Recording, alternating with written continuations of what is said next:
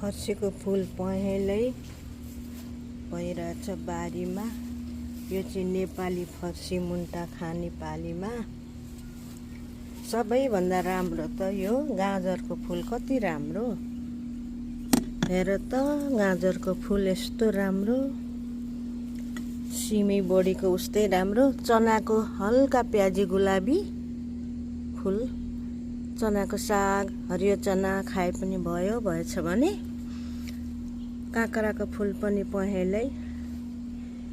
सबैभन्दा राम्रो चाहिँ गाजरकै फुल लाग्यो मलाई। काँक्रो फल्ने तर्खरमा, सयपत्री गोदावरी फुल्ने तर्खरमा।